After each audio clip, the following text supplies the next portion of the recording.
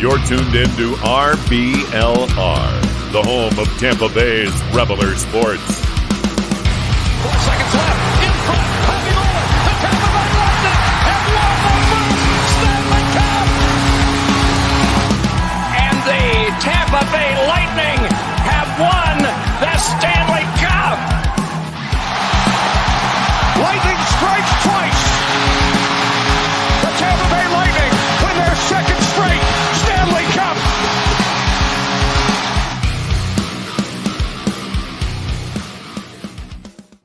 Hello, everybody, and welcome back to RBL Lightning. As always, my name is Jake Ricker. Alongside me, it's Matt Gannett. It's Joe Zamataro. Guys, the first time in a while we've had a full squad here to talk about some Lightning hockey. So, guys, welcome back to the show. A lot of good things to talk about this week. It's been a good run for the Bolts as of late. Welcome, everybody who's joining with us live here. I already see the chat already popping off and active, so we appreciate you guys jumping in here as well. Ethan will be happy as well because he wants his hats in Joe's bag, so he's got him supplied with all the hats and fun here. But it's going to be a fun show, talking about some Lightning hockey. But first and foremost, before we get into all that fun stuff, guys, how you doing today? Well, the Lightning are back, man. So I'm doing pretty well myself. You know, we had some shaky weeks, there for a little while, but going with a 7-1-2 in the last 10. Feeling pretty good. Oh, Matt, I don't know if you're muted. I can't hear you, bud. Oh, we lost Matt. Matt's doing so. We'll try to get him back here in just a second and get him back up. But, I got a quick question here. Dan just put something in chat. Joe, are you drinking a coffee? Are you drinking a coffee, Joe? What? How'd you know I just made myself a coffee? That's he knows you too well. He knows you too well. Matt, are you back? Oh, still can't hear you, buddy. Unfortunately. All right. We'll get Matt back in here just for a moment, but we do have a couple of light news to talk about while Matt gets back in here, Joe. But the Lightning, this has been the season of just bad luck when it comes to injuries for the Lightning. They cannot stay healthy at all. And of course, not all that's been injuries. Right now, they got some bugs going around. Nikita Kucherov, he's been sick. He's missed a couple of games. Nick Paul missed one game. He did come back. And then, of course, you've had the news of Victor Hedman, who it was reported it was an illness initially, and then he's just been out on personal matters. Wish nothing but the best to Victor Hedman and whatever's going on that it may be. Hopefully he can be back with the team very soon. That's always a tough thing to hear, especially for your team's captain. Yeah, I mean, for somebody that hasn't been having a very good season, he's obviously been going through some struggles. I'm glad that there, is a path for him to be able to take time off like this. And, obviously, there's not much more we can comment about it, but wish him the best. Can you hear me now? We can't hear you, Matt. You are back. I'm glad to be back. I think it's because you started me off in the middle, and that's usually Joe's spot. So my whole mojo was thrown off. It was completely out of rhythm for me. So I'll blame it on that. I'll blame it on you, Jake. Actually. Still figuring out this new platform, man. It's a little bit strange. And if you guys remember from a couple weeks ago, yes, indeed, for me right now, Matt is still upside down. It's only you too. It's keeping you on your toes. I like being upside down for you because it really makes you you don't get lost in my eyes quite as much. Oh wow, well played there, Matt.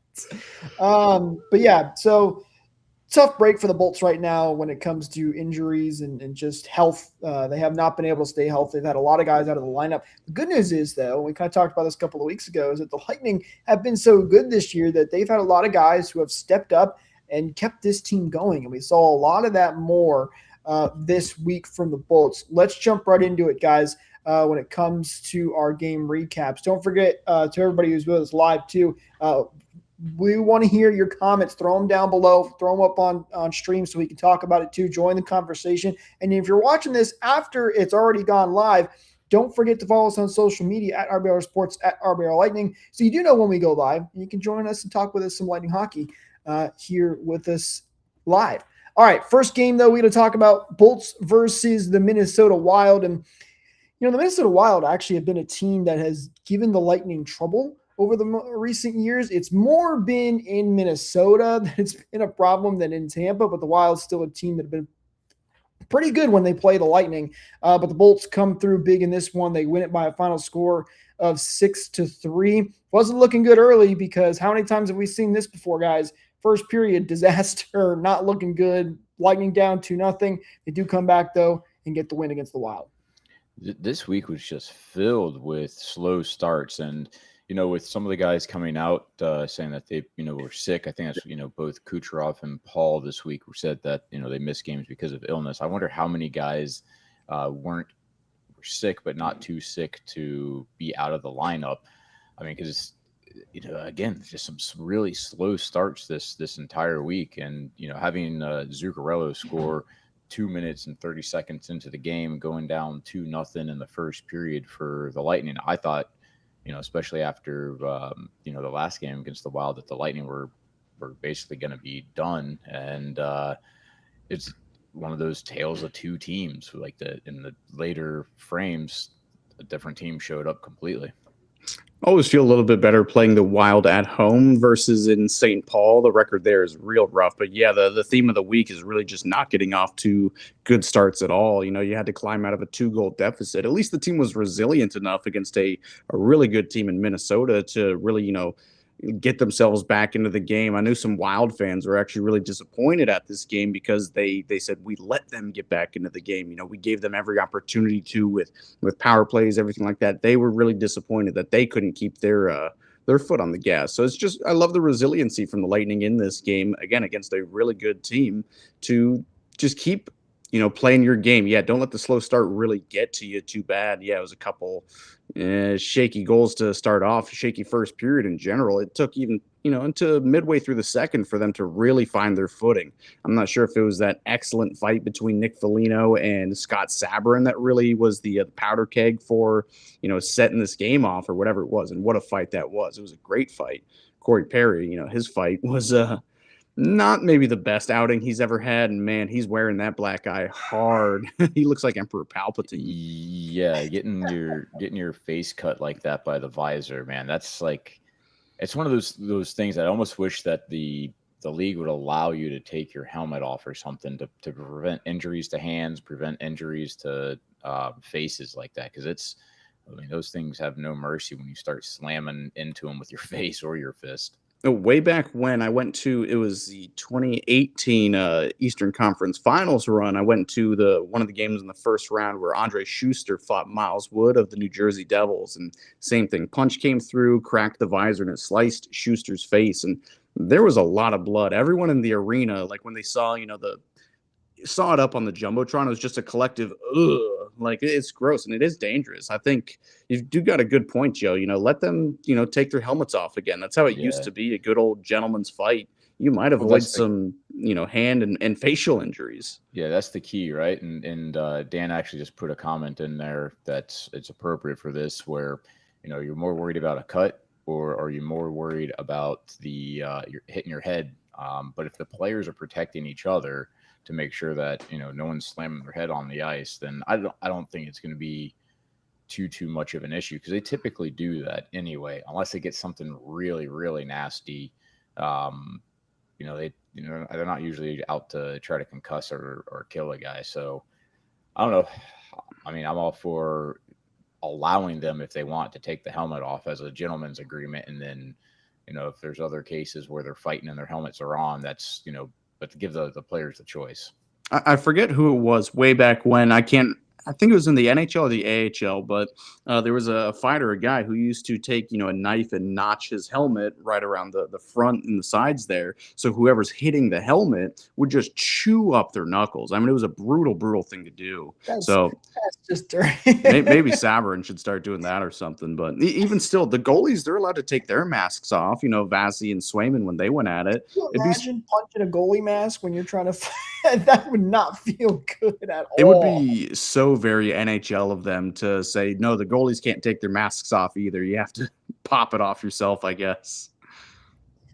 Yeah, Going back into this game though, they got that boost. It was really good to see Radish getting back into scoring again too, because that's something that during that post Olympic break had a lot of struggles with, and Radish has been really key for a power play, being able to not just score but get those shots off and accurate, where it makes players have to respect the position and opens up everyone else as well. So seeing him get some assists, get some points in this game, I think is kind of a sign of things that end up coming later in the week too. Just good to see, for Radish again on the power play too, which power play has been a big subject for the Bolts all season long. It's been much better as of late. This goal coming on the power play, and that's been a big part for Radish, especially having to play on power play one with Victor Hedman being out for as long as he has been. I want to talk about, though, a goal from a different defenseman, and that's Eric Chernak, who scores probably one of the most interesting goals that we've had in this season. This has been a tight game, and in the third period, Eric Chernak gets one where the puck just gets misplayed by the Minnesota goaltender, and he walks in and slaps it home. In fact, he shot it so hard that nobody really knew that it even went in. I thought it was in. Chernak knew that it was in, but the ref actually waved it off for the moment. Still don't know how that happened. I mean, it was just sitting right there. It went right in the net. But how about that for Eric Chernak to get a goal? And the Lightning, they get a lucky bounce, but you know what they say? You got to be good to be lucky. And they started playing much, much better. You start to get some of those bounces. Just good to see, though, that they do get one. There's been a lot of games where they haven't had those types of bounces. That was Tuesday night. I had a game on Thursday night where my team was down by 1 goal with like 2.5 minutes left in the game. I think we pulled at that point. And one of my guys with a right-handed shot was on the left side of the net. And he absolutely, like the rebound came over to him, he absolutely sniped it. It hit the back bar, and it makes a very different sound when it hits the back bar. It's a deadened sort of like, it's a little pingy, but it's more of a thud, and came right back out the other side. It was in and out so fast the refs didn't see it. They waved it off. We were celebrating, and then in disbelief how he didn't see it. We didn't pay attention, it didn't play till the whistle. They got a breakaway the other way and scored to put them up by 2. So it happens in all the leagues, man. At least they get the option of review in with the NHL. There's something called Live Barn that allows you to watch videos at certain hockey rinks around, for rec league hockey. And Live Barn conclusively shows it goes in, but there's no review in men's league. There's nothing you can do. Like, I feel like there should be some Complain. Sportsmanship with like the other team. Be like, yeah, it did go in. Like, it is beer league. I guess Goal with though that it's beer league. Like, it's not. I don't know. Like, I know I probably wouldn't. I'd be like, oh no, that hit the post and went out. Like, it didn't go in. But I don't know. I figured there'd be some level of sportsmanship or some level of come on, man. Like, everyone knows it went in. But oh well. Well, I mean, same thing for this. It was in and out so fast it almost looked like a save. At least with the case of NHL goal scoring, it's happened a lot where the you score, the ref doesn't see it, or other people on the team don't see it, and the goal scorer always knows. I always trust their celebrations. It's more often than not if they think it went in, they're celebrating like it went in, and then everybody else keeps playing. The ref doesn't blow the whistle or do the goal signal. I always do trust the goal scorer. It's 9 times out of 10. If they're celebrating like it went in, it probably went in.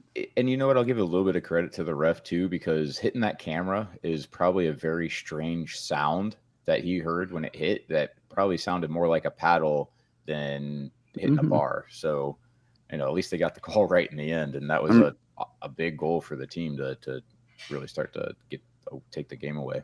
Well, that was the dagger. Like, yeah, what a fortunate series of events for the Lightning. In that case, it always seems like that's the kind of stuff going in against us, and it couldn't have came at a more costly time too. Wasn't that the game winner technically? Yeah, just what a dagger. But again, just the resiliency in this game from this team. The slow starts, yeah, you don't really love it, but just the ability to claw back and just get back into these games. Even if you do have to take, some unfortunate bounces against the other team, you just love to see it. And you love to see Chernak, get an easy one too. Yeah, you got gifted one. I'm looking at the stats right now on the NHL's webpage. I've never seen it before, but for Holmberg's goal, if you guys remember, Holmberg basically got pulled down with the empty net. It's listed as AWD, EN. So I'm guessing an awarded goal, empty net. I've never actually seen it printed anywhere before.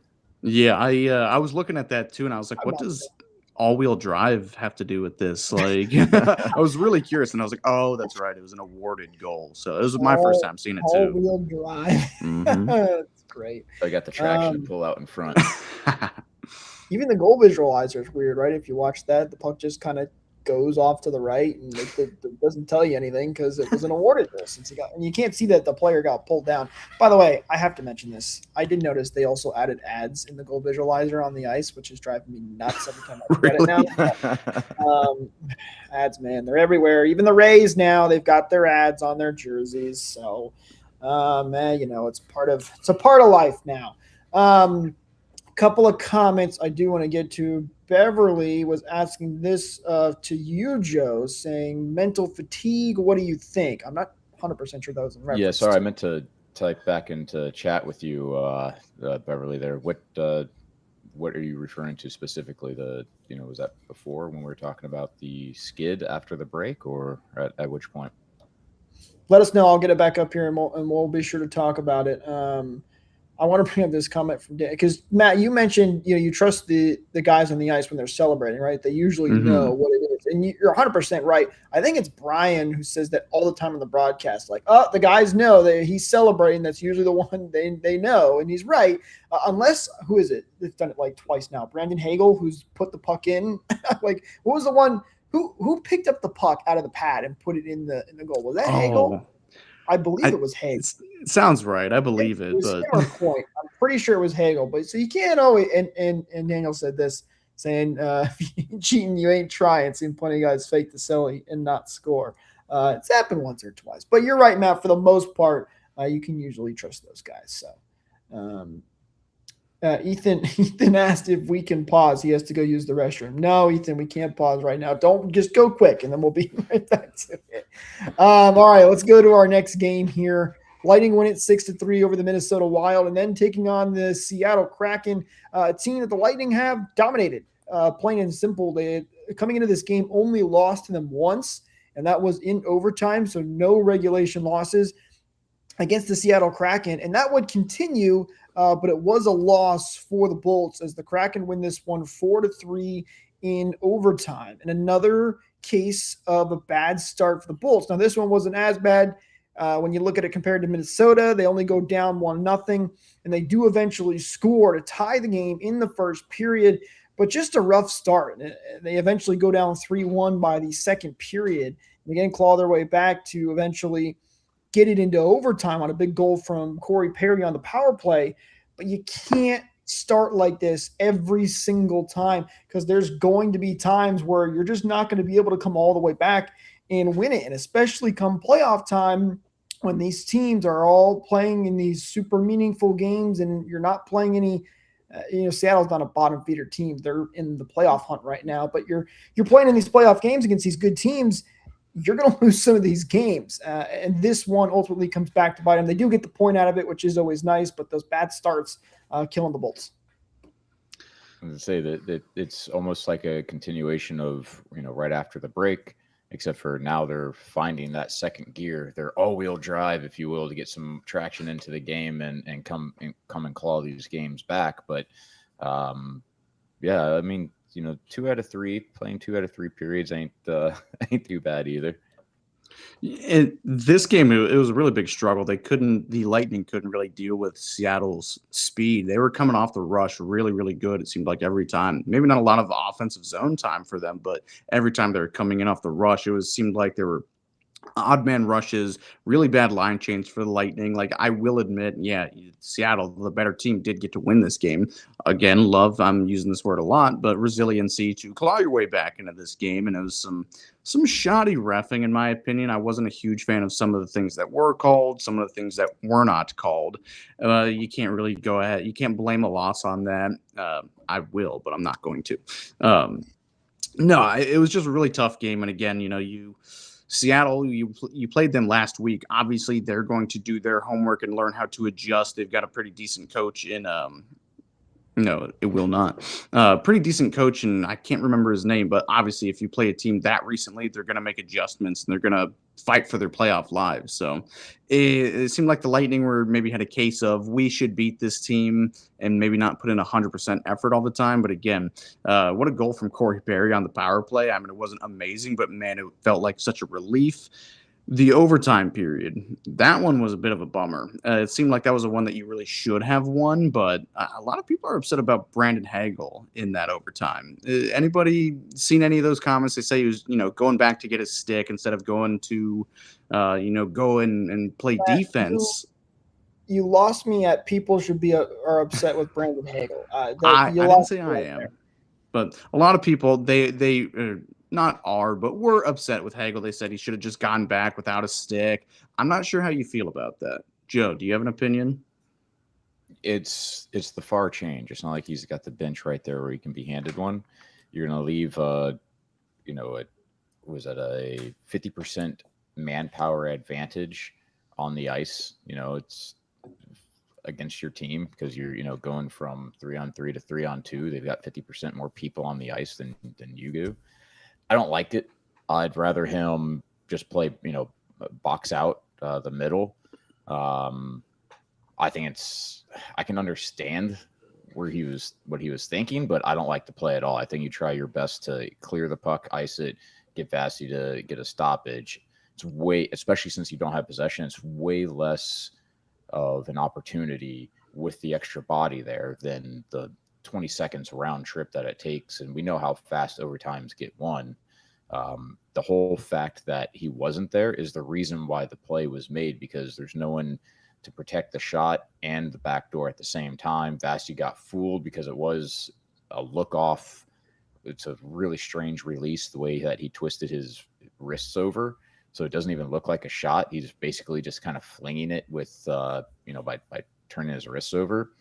And I think the reason that happens is because there's not a body there. At least if you had Hagel man on with him, pushing him, he's not going to get that shot off like that. So that's my 2 cents. Classic Daniel disagreeing with you. I don't know if you can pull that up and saying, maybe Vasi makes the save and it's a breakaway to Hagel with a brand new stick. Could be an entirely different game. Shoots it all the way down and it slides in the net on its own. I mean, it's not. Listen, it's unfortunate that his stick broke even in the first place, and you end up in that situation because it is a tough. I think also if you watch the replay, I think Hagel does hesitate a little bit, and hesitating always makes it worse. You have to just go for it at some point, and he did. Which in this, in hindsight, was it the wrong decision? Probably, but these things happen. I mean, remember, what was it, a couple of years ago when Stamkos, every time in overtime, he would fall on the ice and there would be an odd man rush the other way. Like, these things happen sometime. They're unfortunate, but that's just the way the cookie crumbles. No, they shouldn't happen. That's the whole thing. They shouldn't happen.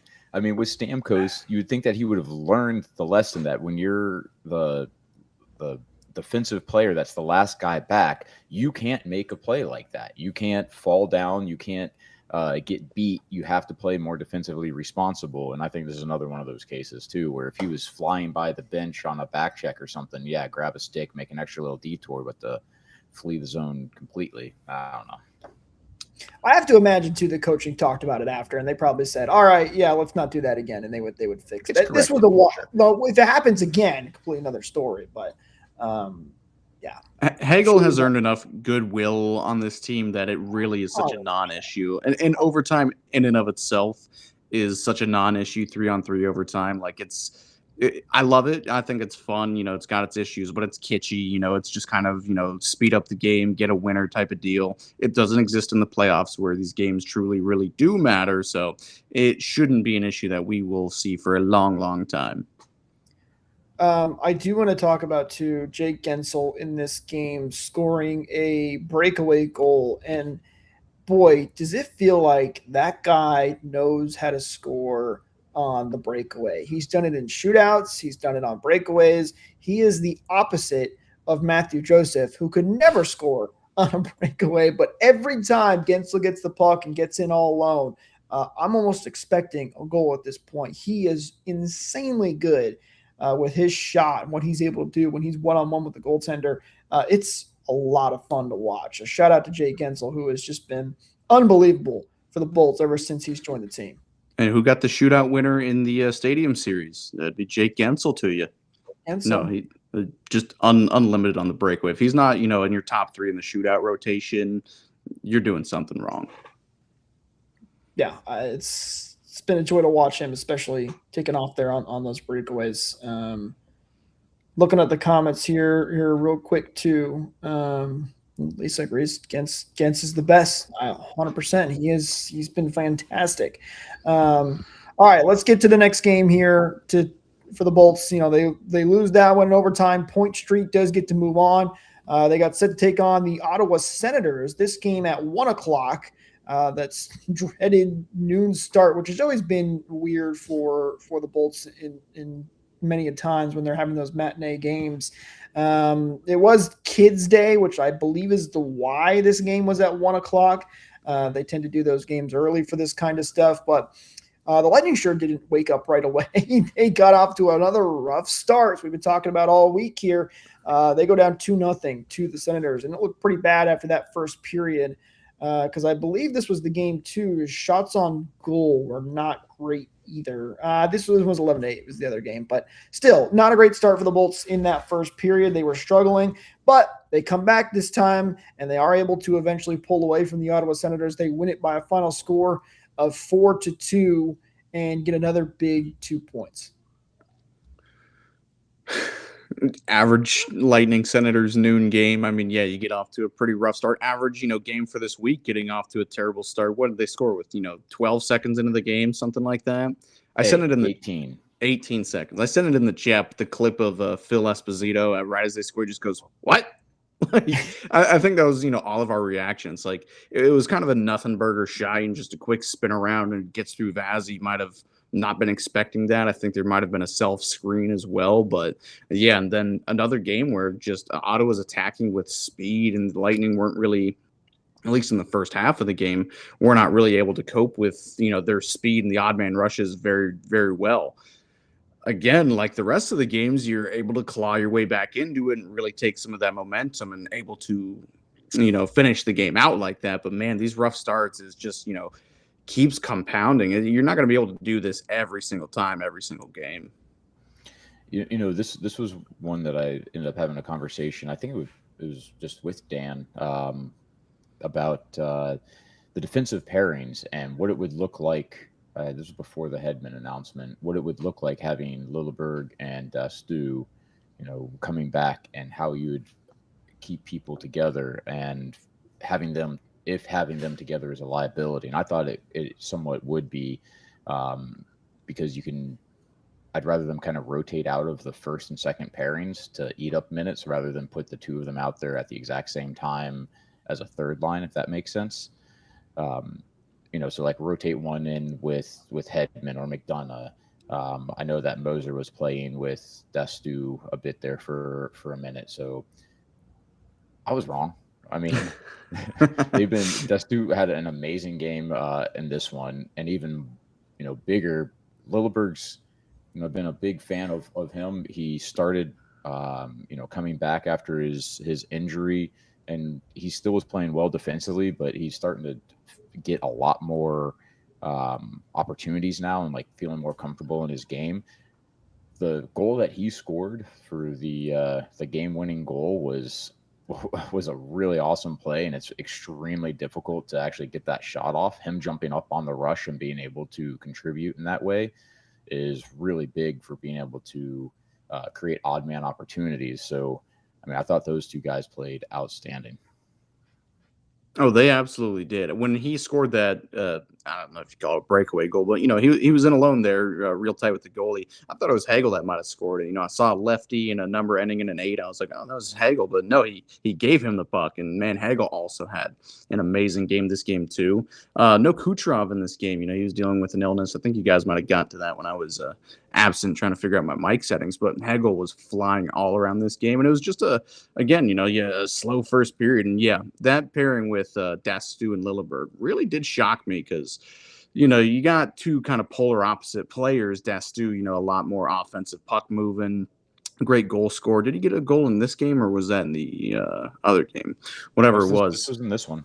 Okay, yeah. No, that was an excellent pairing this game. Hopefully they can keep it up, but I really do like those two players. And yeah, it is worth having the conversation of what do these pairs look like when Victor Hedman comes back. I don't think you want to separate the Chernak-McDonough pairing. That one is kind of as old as time now, it seems. Even if it may have a couple little flaws, that one's pretty solid. Yeah, I mean, but in this one, Lilleberg had 3 points. It was a +4. So having them out there, if they can contribute in that way is, makes for a lot better all around, for other pairings too. So it's a great problem to have for all the Lilleberg early haters, it, hopefully gives them more stuff to see that this kid's good. A couple of comments I do want to get to here. I was seen in the chat. Oh, I just lost my place. Sorry. There we go. Lisa's saying that I'm so proud of Saturday's game. They pulled it together. They absolutely did. And that's been the one nice thing, right? Even with these bad starts that they've had in these games, they have gotten their game together and gotten back on track. And we talked about earlier that it's something that's not going to happen in every single game, especially in the postseason. But it is nice that they can show that they can play extremely well, and they did that in this game. I did want to pull this comment up too, since Kucherov was not in this game. Daniel mentioning this. This might be the first week in a while where it makes sense to leave Kucherov off the 3 stars. That's the only way you can do it, is by him not playing in a couple of games. But other guys really did step up for the Bullets. You guys talked about Lilleberg and Lisa reminding us with the cage nonetheless too, the full cage mask on. And out there jumping up on plays and scoring goals. Great stuff from Emil Lilleberg. Everyone talks about Connor Bedard when he was playing with the full bubble. Man, we need to start talking about Cage Lilleberg. That might be a different animal entirely. You're right, Matt. It might be. I think I saw some people saying like, "Oh, you got to keep the cage now and keep rolling with it." Comment here from Daniel again saying, "Is it too early to start thinking about the best possible first round matchups for the Bolts?" I'm going to say yes. Yes, it is. No. For me, it's get in. Worry about your own thing. Get in. Put yourself in the best spot.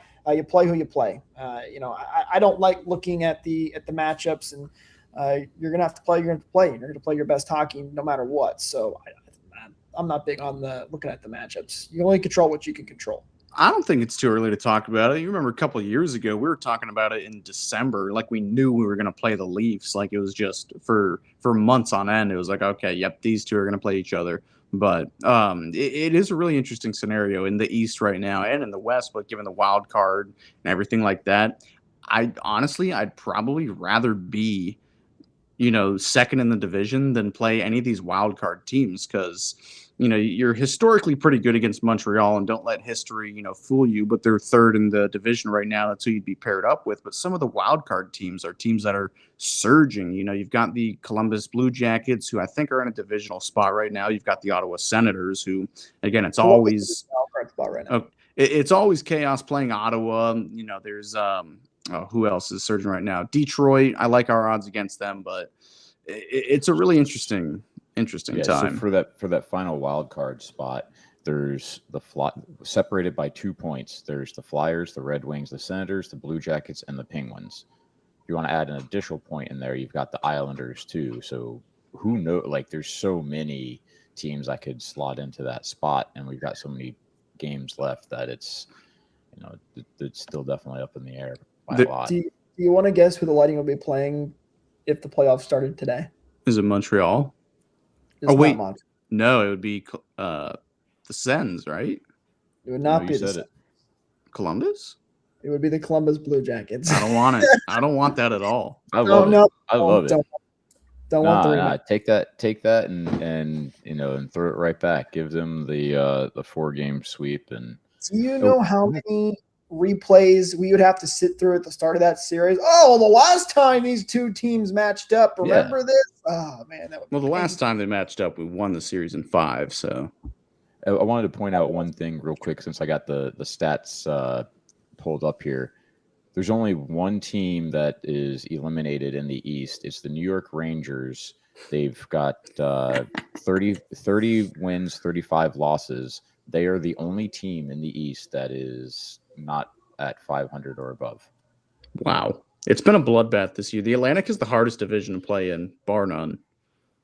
If I'm not mistaken, Toronto is on the chopping block today with their game against the Ducks. If they lose, I believe they will be eliminated as well, if I'm not mistaken. So, and Florida can't be too far behind that because they're at 73 points versus Toronto 75. So yeah, a couple of Florida's vying for a draft pick right now. they are indeed. They've had a rough go of it as of late.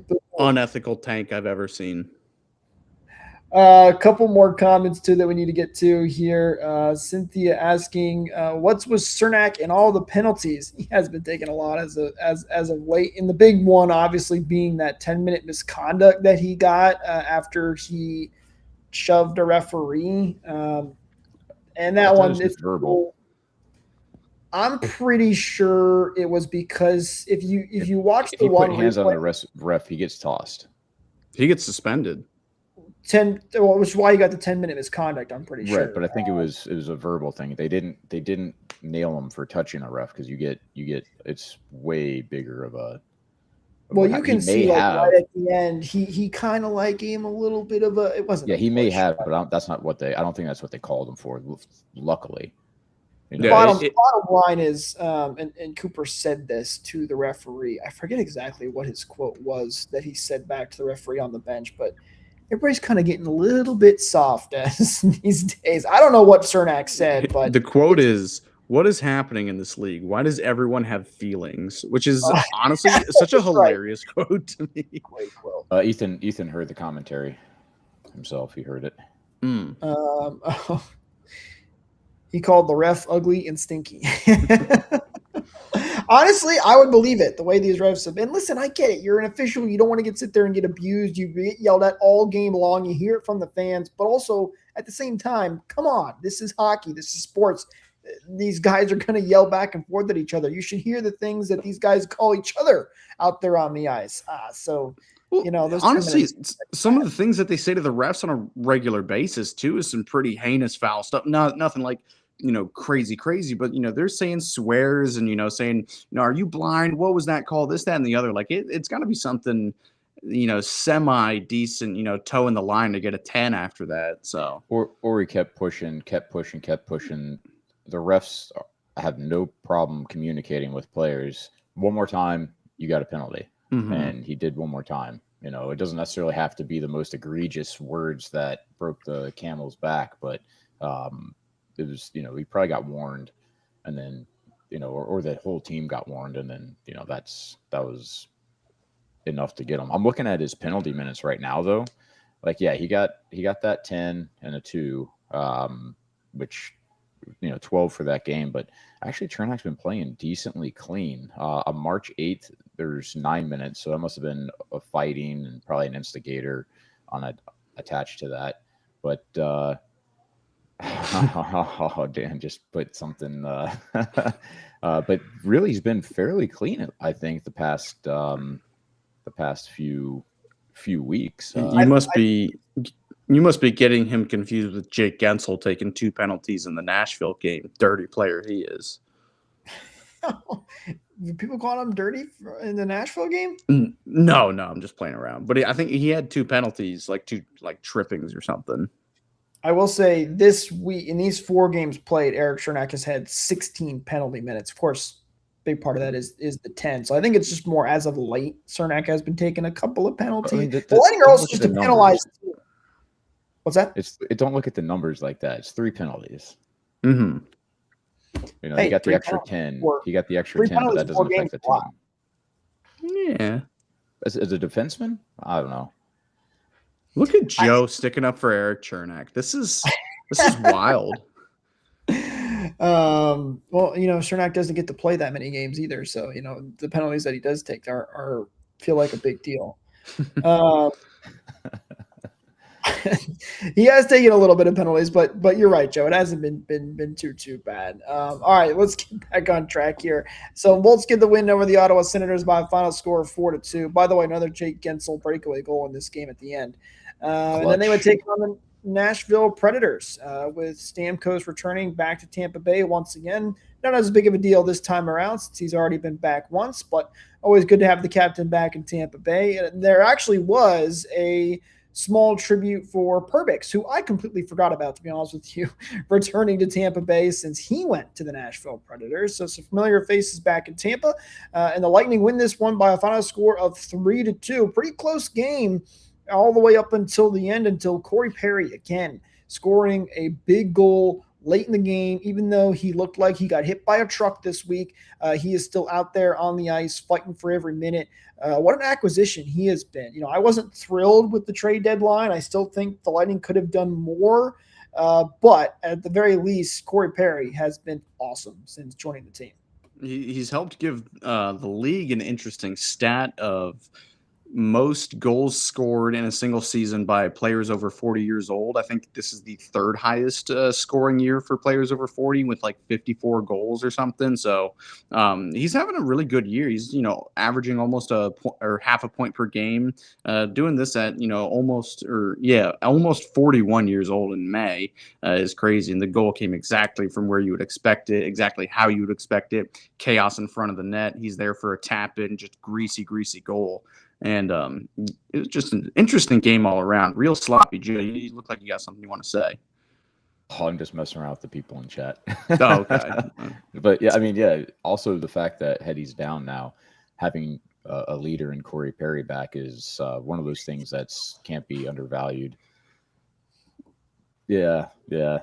Talking about me bad mouthing refs, and you know, it happens. You know, you get frustrated, especially when you get whacked and they don't see it, and then they get, you know, so you have to get some on ice justice, and you're the one that gets penalized, which, you know, definitely happens too, and that's all. Speaking of on ice justice, was this not the game too where Corey Perry got hit from behind and then scored on the, or was that a different game? I can't remember. I think it was that because it was on that. That was the power play, right? I thought that was the Seattle. one? No, that was the Seattle game where you got the power play goal to tie it up. Yeah. Okay, Corey Perry scored so many goals this week, I can't keep track of them all. But nonetheless, big goal for Corey Perry at the end. And Brandon Hagel again getting on the score sheet. Jake Gensel again on the score. A lot of familiar faces this week, which I guess can kind of happen when you have your top scorer, Nikita Kucherov, out for the last 2 games of this week. And the Lightning still able to put up some pretty good offense. By the way, how about the response? You know, Hagel scores that goal in the third period to go up 2-1. And then Nashville immediately responds. That had to be one of the biggest, life getting sucked out of you for the moment after Nashville responded and scored that goal. But credit to the Bolts. They did not let it get to them. They fought right back and then eventually got that goal from Perry to win the game. So, you know, overall, some frustrating stuff when it came to start of games. They were not starting well, but the Bolts continue a point streak. They keep on winning. They're sitting at first place right now in the entire conference. Granted, they're tied with both Carolina and Buffalo. They have the tiebreaker over both those teams, and they have a game in hand as well. But to be back at the top of the conference, great stuff from the Lightning. That they certainly can play some really, really good hockey. Real quick, you said, credit to the Bolts for, sticking this one out. Credit to JoJo. He actually had a really, really good game. The 2 goals that go in against him are both kind of fluky, especially that second one, that like double or triple deflection. He had a really good game. So with how hard I and the rest of Bolts Nation have been on him as of late, he finally had a positive goal saved above expected percentage for the first time in a while. So what a good game from him. He honestly could have escaped that game with a shutout if, 2 things went differently. And to, further piggyback on that comment, the fact that the Lightning were outshot 10-1 in that first period, if they would have, if JoJo would have let in a goal with that sort of momentum happening, it definitely could have been a completely different game where the Lightning would once again be down early and struggle to get back into it. Yeah, Jonas Johansson was fantastic in this game. No way around it. And good for him, especially with, as you said, Matt, some of the backlash that he's been getting. It's a tough job. I get it. They were talking about a lot of it on the broadcast too. I mean, he's played like 3 games over the last 4 months or something like that. Like it's crazy how little he plays, and you got to sit with those tough games for a while sometimes. But he's able to get into this one, play a really nice game. The Bolts do get the win for him as well. Just want to throw this comment up here too, quick from Cynthia saying, it's great having Corey Perry back. By the way, speaking of Corey Perry, did you guys know, I don't know if this stat currently still holds true. I have to look, but somebody put out that the last 10 Stanley Cup winners all had something in common, where it was for their power play, their penalty kill, their goal differential, all had to be I think we covered that last week. I'm pretty sure. Or wait, no, I don't think we ever got to it. No, I don't think I forgot. I think I forgot to mention it. I said I was, and I didn't. But all those categories, you have to be in the top 10. At least that's what it was for the last couple of Stanley Cup winners. At the time of that tweet, only one team qualified to be in the top 10 for all those categories. That was the Tampa Bay Lightning. And that got a lot of comments going because, the Lightning, okay, they're the one team that could win the cup here, but they also have Corey Perry, who has not been able to win a Stanley Cup for the last 6 years is now it's been. So which one's going to go, the Corey Perry curse or the history of the Lightning and the Stanley Cup winners having such great statistics as a team? Well, you said over the last 10 years that was true. I'm going to pull it up. I think I have it here, because I can't quite remember what it was. Hang on one second. For the sake of my argument, I'll say that for the last 10 years, all those stats are true, and if they're still true, attributed to the Lightning, 10 years is a lot longer than how many times has Perry lost in the finals? 5 or 6 times. So I'm going to go with Here's the stat. The last 10 Stanley Cup winners, 9 out of 10 were top 10 in 5v5 goals for percentage. 8 out of 10 were top 12 in 5v5 goals expected percentage. 10 out of 10 were top 12 in 5v5 save percentage. 9 out of 10 were top 12 in power play plus penalty kill percentage. And 9 out of 10 were top half in power play percentage. And right now, one team checks all 5, and that was the Tampa Bay Lightning. Again, that was on the 23rd, so stats have changed from that point. Also, Lightning have been without Nikita Kucherov, so the power play has struggled too. But they were the one team that checked all those boxes. So interesting little stat. I'm going with that's going to continue. The Corey Perry curse, and it's not a curse. He won a Stanley Cup before, so it's just very unfortunate. I think you're looking at it wrong. It's not a Corey Perry curse. He helps get the guys to the Stanley Cup finals. That's what it is. He's appeared in the Stanley Cup finals. Win, lose, or draw, I don't think that you tag that to him because he did win a cup before. Mm-hmm. I think you just give him the line of he went to the Stanley Cup finals, and we'll take care of the rest. Let's get to these 2 comments here too as well before we get to our 3 stars of the week. Daniel said, anyone concerned about the slow starts and lack of shots heading into the playoffs? Now, Beverly followed it up with this, saying Coop said fatigue, mental, physical, or both. Or did you say Coop said fatigue? I think I do remember him mentioning that. But yeah, no, the slow starts are definitely a concern. I don't think there's any question about that. Now, knowing the Lightning, how many times have they done this where they've had some weeks going into the playoffs where you're like, this team doesn't look that good. And then they're able to just flip that switch somehow, some way once they get into the postseason. And the fact that I've seen this team play as good as that they have makes me so much less concerned or almost numb to it, I guess you could say. Now, will they be able to do it and execute that? Time will only tell. But I'm for me, at least, I don't think I'm overly concerned about it. And the only 2 losses in the last 2 weeks have been in kitschy 3-on-3 overtime. So they've got the ability to get themselves back into the game. And, I think a slow start is a lot it's a lot easier to fix than many other issues other teams are facing right now too. So I think it's it's an issue, but I don't think it's going to be a recurring issue. Yeah, I think you worded it pretty well, Jake, with it where you get kind of numb to it, because this team knows better than most how to really turn it on come playoffs, and as long as they continue to grind out wins, I'm more concerned with the team being able to come back from deficits, because that takes a lot of mental fortitude, I think, more so than getting out to a hot start. It's being able to grind out the games, because we've said a lot of times how, I think early in the season, very early in the season, how they had trouble finishing games. They play 2 good periods, not be able to close it out. I'd rather them play good for the, middle and end, and third periods than get off to a hot start in the beginning. But, 9 games left, they're still looking pretty good where they can do it in all situations.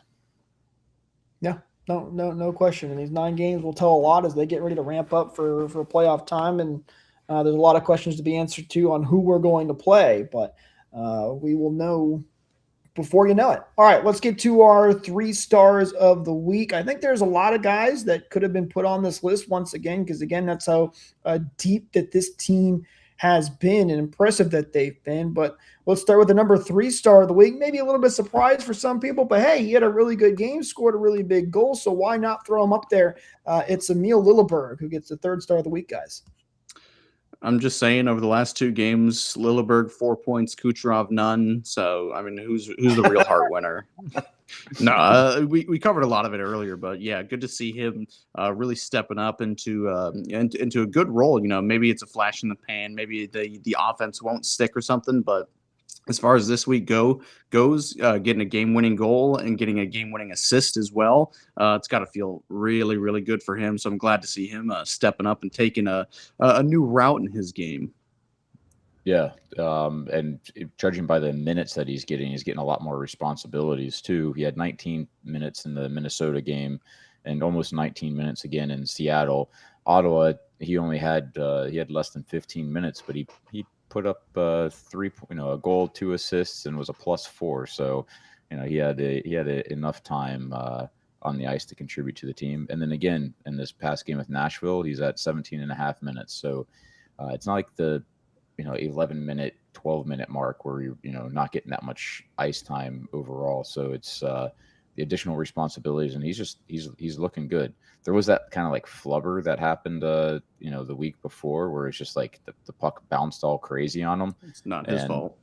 And yeah, it was just a fluky thing. So that's about the only real one where you look at and you could almost point a finger, but was it Lisa that was talking about the cage, the way that cup sits right on your chin? When you look down, you kind of can lose stuff in your feet. He comes out with a half shield next time, that'll get improved. So he's having a fantastic week. And don't forget, who's the one that laid out McDavid last week?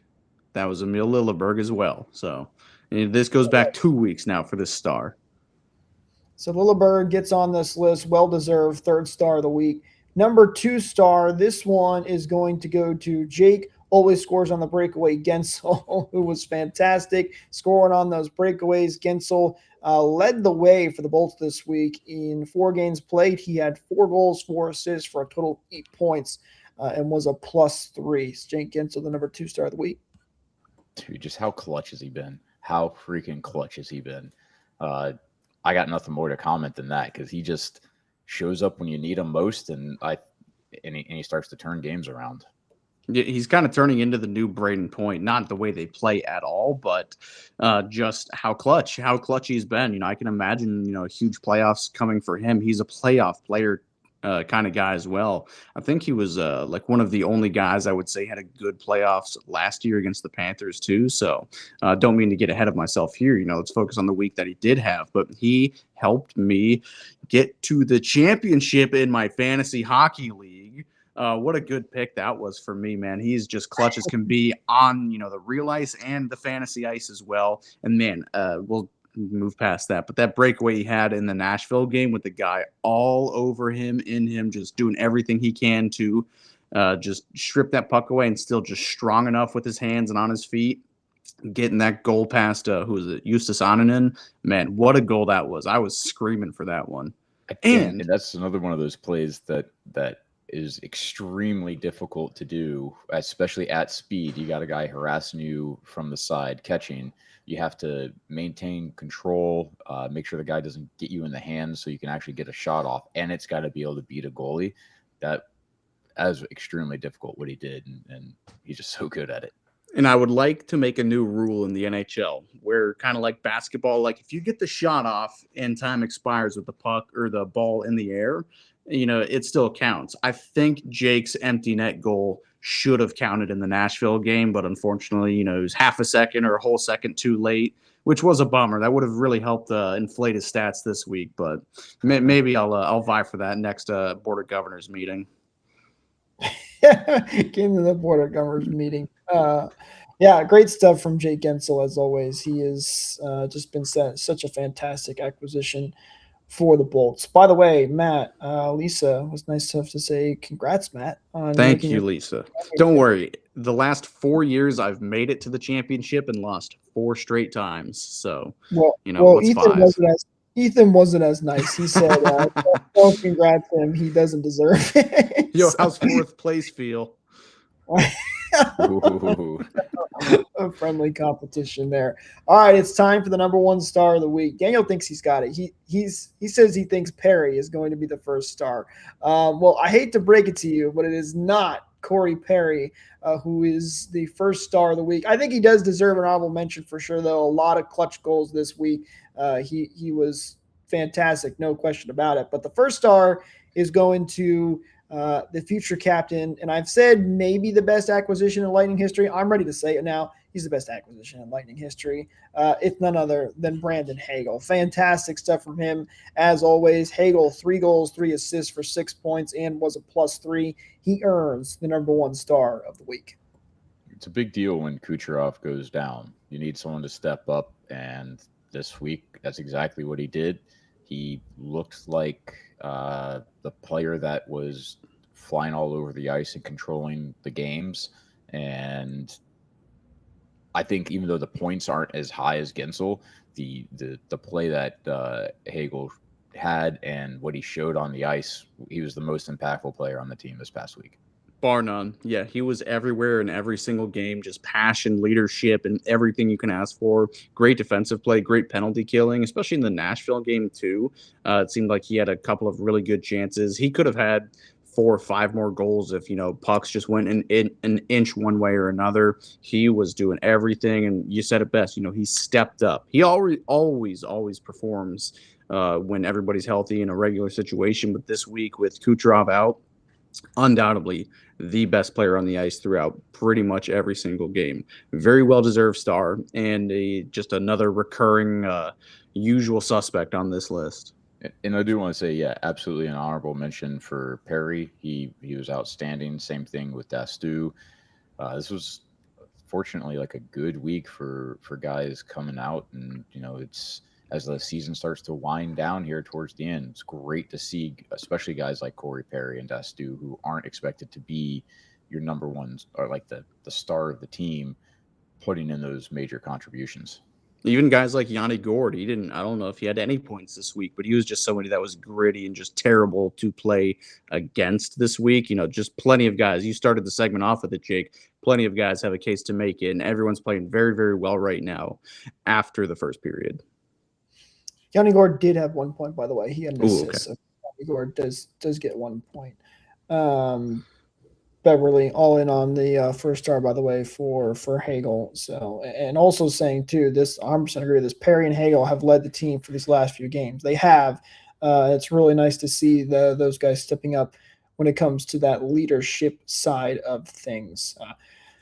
Season may be winding down, but don't forget, you guys can also head over to shop.rblrsports.com and use promo code BOLTS to get 10% off of your order. Lightning, Rays, Bucks, Sun, Rowdies, Team Inspire merch. We have over there for you guys. Links, as always, are in the description below. Be sure to go check that out. Pick up yourself a cool t-shirt. Helps us out, helps support the show, and you get a cool t-shirt out of it as well. All right, looking ahead here for the Bolts here is the schedule still on this nice homestand that the Lightning have been on here. Their next game will be on Tuesday, the 31st, against the Montreal Canadiens at 7 p.m. Eastern. And then they will take on the Pittsburgh Penguins on Thursday. That is April 2nd at 7 p.m. Eastern. And then they'll have the Boston Bruins on Saturday, again at Benchmark International Arena. That's the last game of the homestand. That one at 5 p.m. Eastern. A couple of weird start times for the Bolts in this homestand, but a couple more games to round out being here at home, and then it's the home stretch. One more trip on the road for the Bolts, and then they'll have 2 more games at home. We are getting down to the wire here, guys, before we get ready to start the playoffs. I don't know what the magic number currently is. I haven't been looking at it too much, but we're getting ever so close to being ready to go for this postseason. That's crazy. So you're saying it's a Tuesday, Thursday, Saturday schedule? Unheard of. Yeah. Simply unheard of. Don't worry. They're throwing us a curveball with a Monday 7:00 game. We do have a back-to-back right after on that road trip. Oh, we're gonna have to figure out when we're gonna run the podcast, because it is a Tuesday, a Monday and Tuesday. Maybe we'll go before the Buffalo game on Monday and just try to wrap up before 7:00 hour. It is a nationally broadcasted game, so we probably, even at the ripe hour of 7:21, still have a little bit of time left. But no, I mean, this coming week, I mean, all 3 pretty good teams, all 3 teams fighting for their playoff lives. Maybe not so much Montreal, but a little bit of a sampler of potential playoff matchups. You know, do your homework, learn from these teams what their strengths and weaknesses are. Again, they're gonna not be easy wins, but man, please, play your best and learn what these guys are going to do. So a really nice sampler, a flight of potential playoff opponents. I like it. Yeah, they've got a lot of matchups here coming up for the Bolts when it's in-division matchups, and as you mentioned, Matt, teams that could potentially be playoff matchups. So it'll be interesting. We'll be here to break it all down for you guys, though, as always. Again, don't forget to follow us on social media at RBLR Sports, at RBLR Lightning. Ring that bell for notifications, hit that subscribe button, all that good fun stuff. We appreciate you guys hanging out with us as always. But that's going to do it for us in this episode, and we'll see you guys in the next one. Go Bolts!